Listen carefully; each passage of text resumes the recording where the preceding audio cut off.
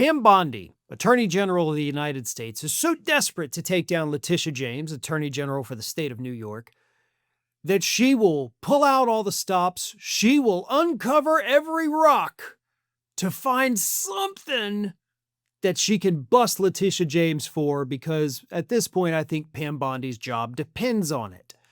I mean, Bondi has failed 3 separate times now to prosecute Letitia James. The first one, where she did secure the indictment, judge threw it out because Lindsay Halligan was illegally appointed.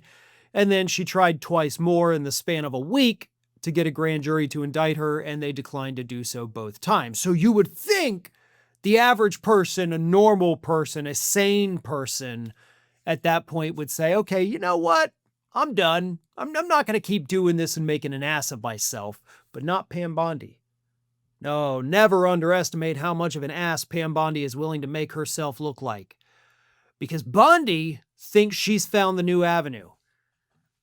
And she has said that we're going to take down Letitia James by going after her hairdresser. Yeah.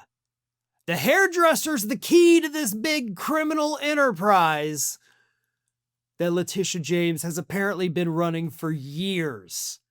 And now that we got that hairdresser, oh boy, this whole web is going to unravel. To be fair, Letitia James' hairdresser, a woman by the name of Iacetta Marsh, was in fact indicted in Louisiana on charges of bank fraud and aggravated identity theft because allegedly her, and I believe it was her nephew, used a stolen identity to go and buy a Range Rover, which, I mean, if accurate, if she did this, yeah, that's pretty freaking bad, and you should go to jail. Again, if you did it. These are just accusations at this point. She has not been convicted. She has only been indicted. But I fail to see how the woman who cuts Letitia James's hair going to Louisiana and committing identity theft somehow is related to Letitia James. Like, I don't quite grasp that.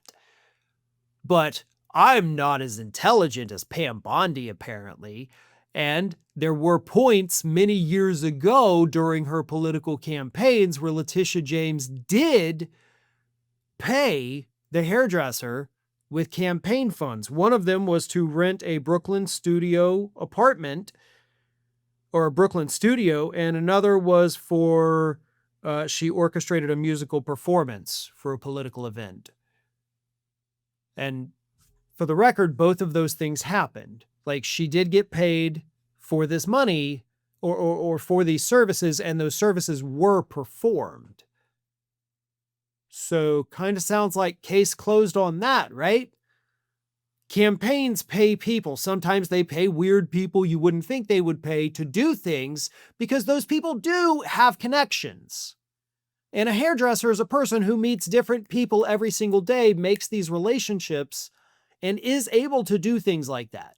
So it's not like that crazy that she would do that with the hairdresser. And again, these were services paid for, services rendered, and there's documentation that all of this did happen. So I don't know what Pam Bondi thinks she's going to find, but we can already verify that these are in fact legitimate business expenses.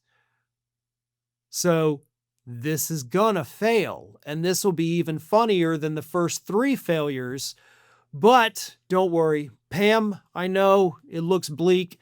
The hairdresser thing is probably not gonna work out, but listen, if that doesn't work out, if you can't get the woman who cuts Letitia James's hair, then maybe go after the guy at the Jiffy Lube that changes her oil, right? That could be one. What about Letitia James' dog walker? Huh? There you go. You can find some shady stuff there, I'm sure. Oh, don't forget her DoorDash driver. You know, you don't want to leave any stone unturned there, Pam. But this is how ridiculous it's gotten. This is how desperate Pam Bondi is, because she knows, as I said, her job depends on her putting Letitia James in jail. And right now, it's not looking good for old Pam.